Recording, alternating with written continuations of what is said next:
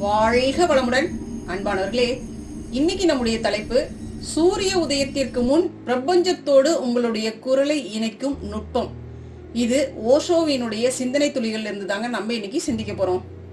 நம்ம எல்லோருமே பாத்தீங்கன்னா சில கட்டுப்பாடுகளை கேட்டு வளர்ந்துருக்கிறோம். எப்பவும் அமைதியாயிரு, சத்தம் போடாத, கோபமோ ஆசையோ வெறுப்போ எதா இருந்தாலும் அடக்கி வையே, இப்படிதாங்க நம்ம கேட்டு வளர்ந்துருக்கோம். ஆனா நீங்க எப்போது ஒரு சத்தத்தை அடக்குறீங்களோ அது உடலுக்குள்ளார ஒரு நச்சு புண்ணாக மாறிடுதுன்னு ஓஷோ சொல்றாங்க. இந்த நச்சுத்தன்மையெல்லாம் அகற்றுவதற்காக தான் ஓஷோ இந்த அதிகாலை ரகசியத்தை நம்மளுக்கு சொல்றாருங்க.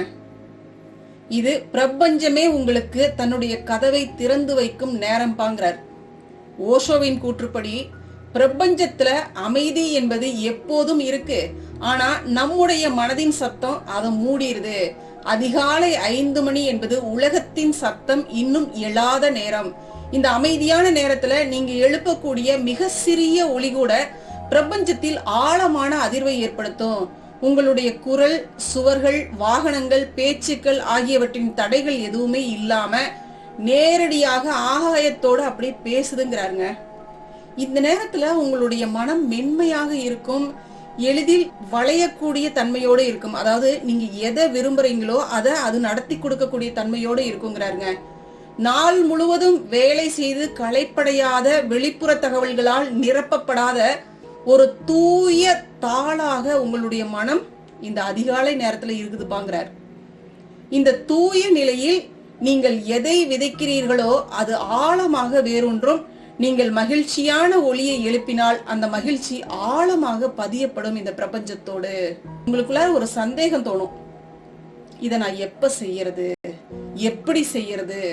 எப்ப செய்யறதுங்கிறது அதிகாலை 5 மணிக்கு சூரிய உதயத்திற்கு முன்னாடி இருக்கணும் அப்படின்னு சொல்லியாச்சு.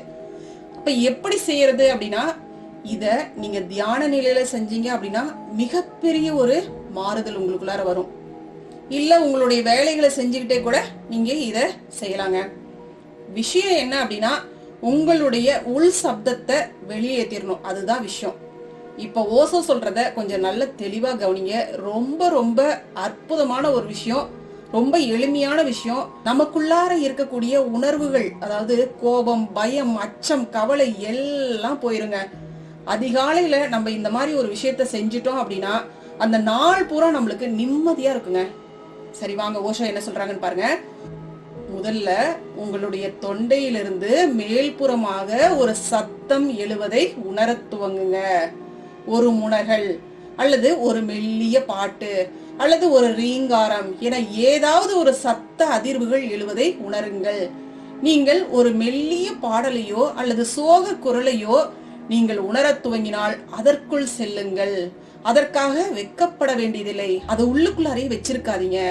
அது உங்கள் உடலில் ஒரு அசைவை ஏற்படுத்தினால் நீங்களும் அசையுங்கள். அந்த சத்தம் உங்களை ஆட்கொள்ளட்டும்.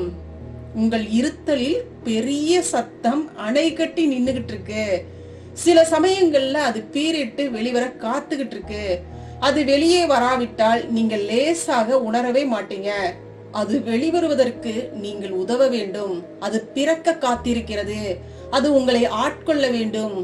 அதற்கு உதவ இது ஒன்றுதான்ப்பா வழி. நம்முடைய அடிப்படை இருத்தல் என்பது சத்தத்தினால் ஆனது. அதுதான் நமது இருத்தலின் புராதான நுண்ணறிவு.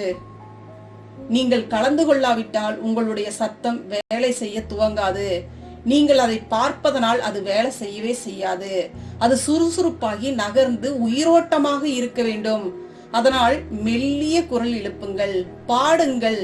தினமும் காலையில் அதிகாலையில் சூரியோதயத்திற்கு முன்னால் 5 மணிக்கு எழுந்து ஒரு அரை மணி நேரம் பாடுங்க. மெல்லிதாக ரீங்காரம் செய்யுங்க, லேசா அலறுங்க. அந்த சத்தங்களுக்கு எந்த அர்த்தமும் இருக்க வேண்டிய அவசியமே இல்லப்பா. அந்த சத்தம் வெளிப்படையாக இருக்க வேண்டும், அவ்வளவுதான். அதற்கு அர்த்தம்லாம் தேவையே இல்லை. நீங்க அதை ரசிக்கணும், அவ்வளவுதான். அதுதான் அர்த்தம். நீங்கள் அசைய வேண்டும். அது சூரிய உதயத்தை புகழ்வதாக கூட இருக்கட்டும். சூரியன் உதயமானதும் அதை நிறுத்திருங்கிறாருங்க. அது நாள் முழுவதும் உங்களை ஒருவித லயத்தில் வைத்திருக்கும். நீங்கள் காலையில் இருந்து இசையோடு இருப்பீங்க. அன்றைய நாள் ஒரு வித்தியாசமான தரத்துல இருக்கிறத உங்களால உணர முடியும். நீங்கள் அதிக அன்போடு, அக்கறையோடு, அதிக பாசத்தோடு, அதிக நட்போடு இருப்பீங்க. வன்முறை, கோபம், ஆசை, தற்பெருமை ஆகியவை மிகவும் குறைவாக உங்களை ஆக்கிரமிச்சிருக்கும். நீங்க ஆட விரும்பினா ஆடிருங்க, நீங்க அசைய விரும்பினா அசைஞ்சிருங்க. இதுல முக்கியமான விஷயம், நீங்க எதையுமே கட்டுப்படுத்த கூடாது. சத்தம் தான் உங்களை ஆட்சி செய்ய வேண்டும் அப்படிங்கிறாருங்க. அன்பானவர்களே, யோக விஞ்ஞானத்தின்படி சூரிய உதயத்திற்கு முன்னாடி காற்றில் பிராணவாயு அதிகமா இருக்கும். நீங்க ஆழ்ந்து மூச்சு விடும்போது உடலின் ஒவ்வொரு அணுவும் புதுப்பிக்கப்படுது. உங்கள் குரலை நீங்கள் எழுப்பும் போது அது ஒரு சாதாரண செயலே கிடையாதுங்க. அது உங்கள் நுரையீரலில் இருந்து பிராணனை இழுத்து உங்கள் உடலின் 7 சக்கரங்களையும் தூண்டும் ஒரு செயல்முறைதான்.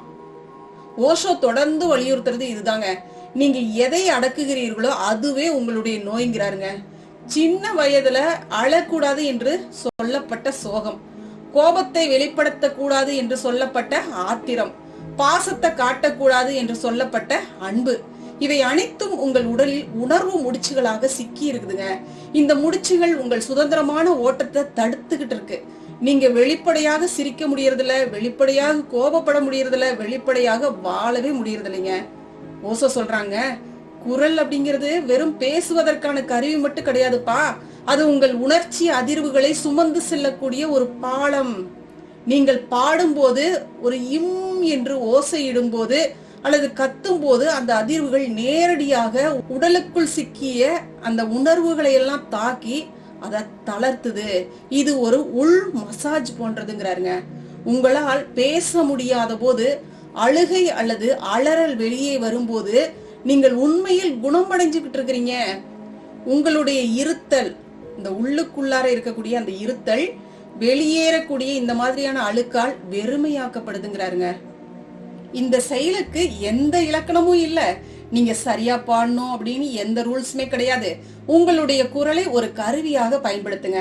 அது சிரிப்பாக இருக்கலாம், அழுகையாக இருக்கலாம், அல்லது காட்டு விலங்குகள், பறவைகள் போல ஏதாவது ஒரு சப்தமாக இருக்கலாம். எதுவாக இருந்தாலும் அது உங்களுடையதாக இருக்க வேண்டும். அதுதான்ப்பா முக்கியங்கிறாருங்க.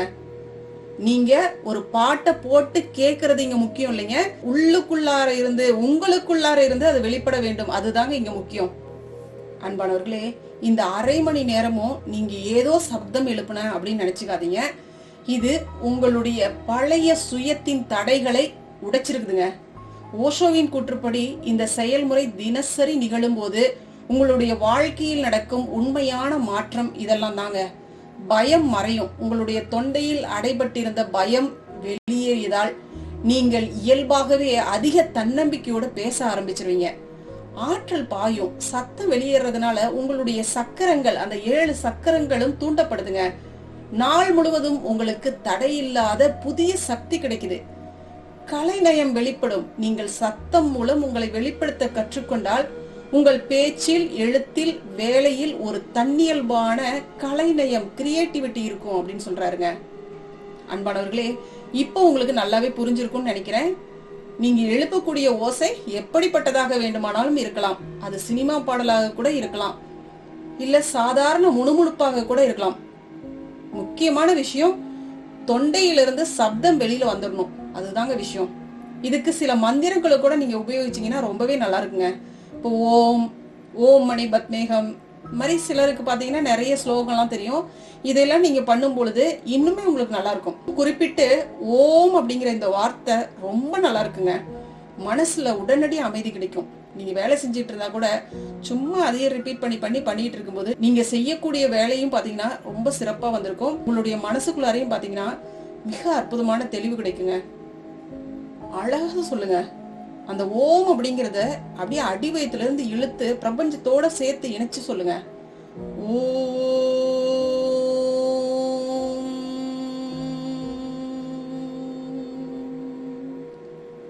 இது அப்படியே ரிப்பீட்டா சொல்லிட்டே வர வர பாத்தீங்கன்னா நீங்க எதை நினைக்கிறீங்களோ அது உங்களுக்கு வந்து சேருங்க. நம்ம ஓம்கார தியானம் எப்படி பண்றதுங்கிறத நிச்சயமா ஒரு வீடியோ பண்ணலாம் மிக விரைவிலேயே. அதே மாதிரிதான் இந்த திபெத்திய மந்திரமும் ஓம் மணி பத்மேஹும், அதுவும் அதே மாதிரிதாங்க. சோ இதுக்கெல்லாம் பாத்தீங்கன்னா ரொம்பவே அதிகமான பவர் இருக்கு. ஓஷோ இந்த மாதிரி வலியுறுத்தி எல்லாம் சொல்லவே இல்லை. உங்களுக்குள்ளார இருந்து ஒரு சப்தம் வெளியில வரணும். அதுதான் ஓசை சொல்லக்கூடிய விஷயமே. சரிங்களா? மொத்தத்துல 5 மணிக்கு எழுந்து ஒரு அரை மணி நேரமாவது உங்களுடைய சப்தம், அந்த உள் சப்தம் வெளியில வந்துடணும். அதுதான் சொல்றாரு. இன்னுமே நீங்க கூடுதல் கவனத்தோடு விழிப்புணர்வோடு அந்த சப்தங்களை நீங்க எழுப்பும் பொழுது இந்த இறைநிலையோடு இந்த பிரபஞ்சத்தோடு நீங்க கலந்திருப்பதா உணர்ந்து அப்படியே சொல்லுங்க. ரொம்பவே நல்லா இருக்குங்க. நிச்சயமா இதை ஒரு 21 நாள் மட்டும் கடைபிடிச்சிட்டீங்க அப்படின்னா அதுக்கப்புறம் நீங்க வாழ்நாள் முழுவதும் நீங்க இதை விடவே மாட்டீங்க. ஒரு நாள் நீங்க இந்த மாதிரி செய்யலைன்னா கூட எதையோ விட்ட மாதிரி இருக்கும். இந்த மாதிரி தொடர்ந்து நம்ம காலையில பண்ணி பண்ணி பழகிட்டோம் அப்படின்னா அந்த காலை நேரம் பாத்தீங்கன்னா நம்மளுக்கு அவ்வளவு புத்துணர்ச்சியோட இருக்குங்க. அன்னைக்கு நாள் பூரா நம்மளுடைய முகத்துல மலர்ச்சி இருந்துகிட்டே தான் இருக்கும். வெளிப்புற சூழல்கள்ல இருந்து நமக்கு எந்த விதமான பாதிப்புகளும் அண்டவே அண்டாதுங்க. அப்படியே அது தாக்குனா கூட நம்மளால அதுல இருந்து ஈஸியா வெளியில வந்துட முடியும். அன்பானவர்களே, இதை நீங்க செஞ்சு பார்த்துட்டு உங்களுக்குள்ளார எப்படிப்பட்ட மாற்றங்களை உணர்ந்தீங்க அப்படின்னு நம்மளுடைய கமெண்ட்ல தெரிவிங்க. இத மற்றவர்களும் முயற்சி பண்ணி பார்க்கறதுக்கு ஒரு உத்வேகமாக உங்களுடைய கமெண்ட் அமையுங்க. சரிங்களா? வாழ்க வளமுடன். நன்றிங்க.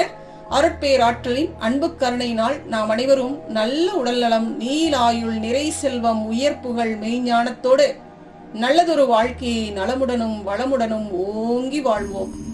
வாழ்க வளமுடன். வாழ்க வளமுடன். நன்றிங்க.